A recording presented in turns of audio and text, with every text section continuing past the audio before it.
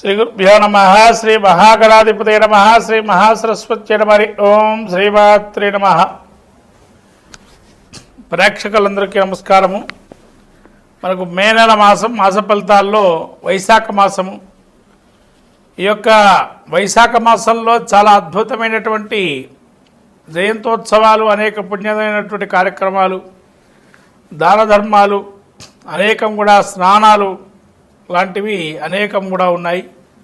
ముఖ్యంగా వైశాఖ మాసంలో సరస్వతి పుష్కరాలు, అందరూ కూడా ఆ పుష్కర స్నానం చేసి ఆ యొక్క దేవతానుగ్రహం పొంది అందరూ కూడా పితృలోక అనుగ్రహం, పితృదేవతలకు కూడా అనుగ్రహించేటువంటి సరస్వతి పుష్కరాలు. అలానే అక్షయ తృతీయ, పరశురామ జయంతి, గంగోతరుణము, అలానే మనకు వైశాఖ పౌర్ణిమ, అలానే ఏకాదశి, చాలా విశేషమైనటువంటి మోహిని ఏకాదశి, ఇలాంటి పర్వదినాలు అనేకం కూడా మనకు గోచరిస్తున్నాయి. అందులో నదీ స్నానం చాలా ఉత్తమమైనది, పద్మపురాణం తెలుపబడింది. కాబట్టి అందరూ కూడా వైశాఖ మాసంలో క్షేత్ర యాత్ర స్నానాధికాలు చేసుకొని వాళ్ళ యొక్క గ్రహస్థితి ఏదైనా బాగోలేకపోతే కూడా ఇటువంటి హోమ వ్రత నియమాలు పాటించి, ఉపాసన పాటించి ఆ యొక్క పరిపూర్ణమైన దేవతానుగ్రహాన్ని పొందడానికి ఈ వైశాఖ మాసం కూడా చాలా మంచిదైనటువంటిది. ముఖ్యంగా విష్ణుప్రీతి అయినటువంటి మాసము వైశాఖ మాసం. కాబట్టి వైశాఖ పురాణం కూడా ఉంటుంది మనకి. ఇటువంటి మహత్తరమైనటువంటి మాసంగా మనం పిలువబడుతుంది. ఇక మనకు రాశి సంచారం చూసుకున్నట్లయితే ముఖ్యంగా ప్రత్యేకంగా ఈ యొక్క మాసంలో మేష సంక్రమణ అయిన తర్వాత రవి వృషభ రాశిలో సంక్రమణం చేస్తూ, అట్లానే రాహు కేతువులు కూడా మే నెల నుంచి 18వ తారీఖు నుంచి కుంభ సింహాదుల్లో సంక్రమణం జరుగుతూ సంచరిస్తున్నారు మార్పుతో. అలాగే గురువు కూడా మిథునంలో మార్పుతో ఉన్నారు. ఈ యొక్క మాసం ఉగాది తర్వాత చాలా ప్రత్యేకంగా మే మాసంలో కలుగుతుంది. అలానే బుధుడు కూడా అతిచారంతో 2వ రాశిలో మారుతున్నాడు. మేషంలోకి 6వ తారీఖు వచ్చి, అట్లానే మళ్ళీ మే 6 నుంచి మేష సంక్రమణం మేషంలో సంచరిస్తూ బుధుడు మే 23 నుంచి వృషభ రాశిలో సంచరిస్తున్నారు బుధుడు కూడా. ఇలా అతిచారంగా బుధుడు రాబోయేటువంటి మాసాల్లో గురువు కూడా అతిచారంతో ఉన్నాడు. ఇదంతా గమనిస్తూ ద్వాదశ రాశి ఫలితాల్లో మాస ఫలితాలు చాలా ప్రాముఖ్యంగా చెందినటువంటిగా చెప్పబడుతుంది. ఎందుకంటే ఇట్లా అతిచారం వల్ల మాస ఫలితాలు తప్పక అందరూ కూడా విని తదనుగుణంగా కార్యక్రమాలు, శాంత్యాది కార్యక్రమాలు చేసుకోవటం వల్ల మంచి చేకూరే అవకాశం ఉంటుంది. మంగళం మహత్తు. శ్రీ గురుభ్యో నమ. శ్రీ మహాగణాధిపతే నమ. సరస్వత్యై నమ. ఓం శ్రీమాత్రే నమ. వృషభ రాశి యొక్క గ్రహస్థితి మేషమాసం, ఈ యొక్క మే నెల మాసము వైశాఖ మాసంలో గ్రహస్థితి ఏ విధంగా ఉంటుంది, ఈ విధంగా చెప్పబడుతుంది. ముఖ్యంగా మేషరాశి వారికి, ఈ యొక్క వృషభ రాశి వారికి ఏ విధంగా ఉంటుందో చెప్పబడుతుంది. వృషభ రాశి యొక్క ఫలితాలు చూసుకున్నట్లయితే ఈ యొక్క కృత్తిక నక్షత్రం 2, 3, 4 పాదాలు, రోహిణి నక్షత్రం 4 పాదాలు, వృషభ నక్షత్రం 1, 2 పాదాలు వృషభ రాశివి. వృషభ రాశి గ్రహస్థితి చూసినట్టయితే జన్మస్థ గురువు నుంచి 2వ స్థానంలో గురువు సంచారం చేస్తున్నారు. జన్మంలోకి రవి సంచారం జరుగుతుంది 14వ తారీఖు మే నుంచి. అలానే బుధుడు కూడా జన్మరాశిలోకి మే 23 నుంచి ప్రవేశిస్తున్నారు. అలానే కర్కాటకంలోకి కుజుడున్నాడు. 3వ స్థానం ముందు, 4వ స్థానం ముందు కేతు సంచారం చేస్తున్నాడు. అలానే రాహు కూడా మీకు ఈ యొక్క దశమస్థాన సంచారం, ఏకాదశంలో శని శుక్రులు ఉన్నారు. అలానే బుధుడు, రవి మాత్రం ప్రస్తుత కాలంలో 12లో సంచరిస్తున్నారు. ఈ విధంగా వృషభ రాశి యొక్క గ్రహస్థితి చూసినట్టయితే జన్మంలో వ్యయ స్థానంలో రవి సంచారం చేస్తూ వేళ తప్పిన భోజనం కానీ, సమయం ఉండకపోవటం కానీ జరిగే అవకాశం ఉంటుంది. కాబట్టి వేళ తప్పిన భోజనం చేయకుండా ఉండడం కానీ చేయడం మంచిది, అనారోగ్యం వచ్చే అవకాశం ఉంటుంది.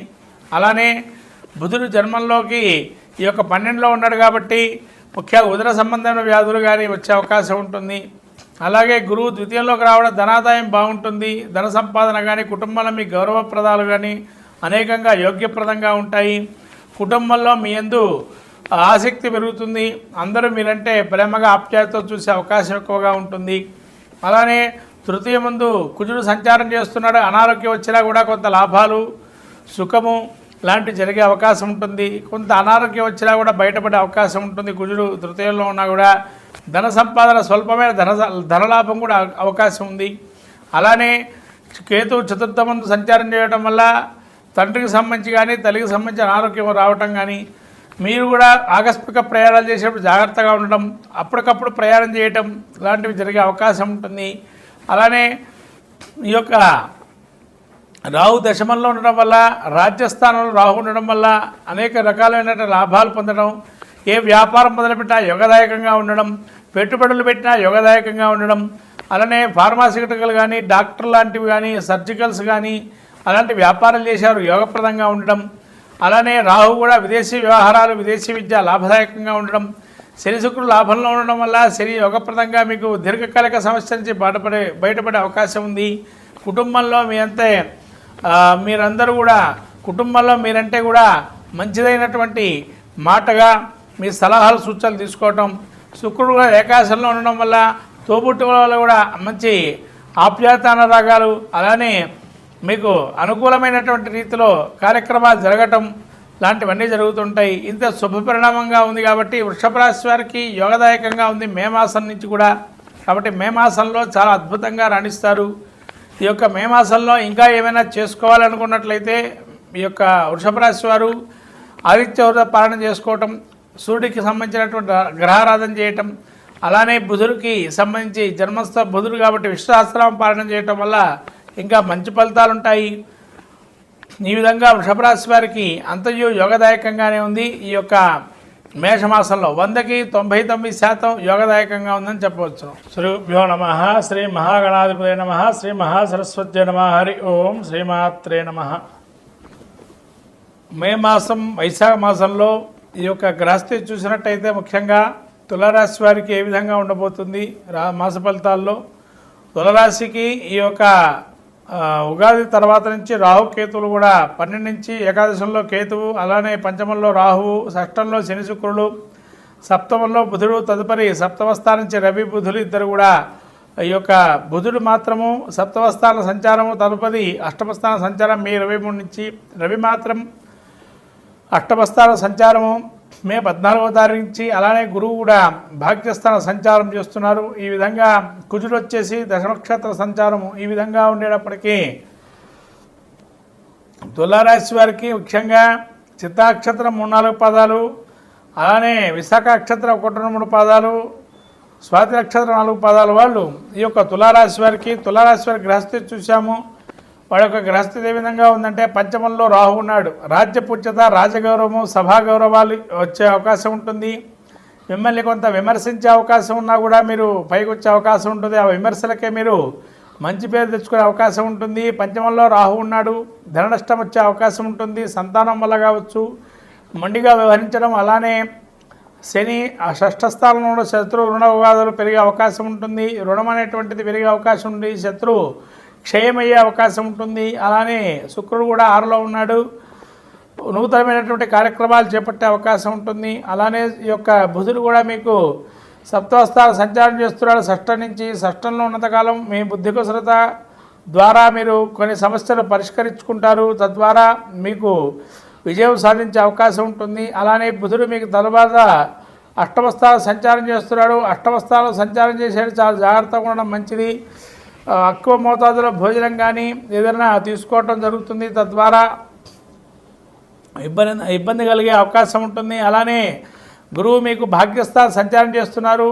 తదేకంగా పితృయజ్ఞాలు కానీ, దేవయజ్ఞం కానీ, యజ్ఞాది కర్తువులు కానీ, వ్రతాధిక నియమాలు కానీ బాగా యోగించే అవకాశం ఉంటుంది. దైవానుగ్రహం బాగా ఉందని చెప్పచ్చు. గురువు యొక్క భాగ్యస్థానంలో సంచారం చేస్తూ శని యొక్క అనుగ్రహం కూడా కలుగుతుంది.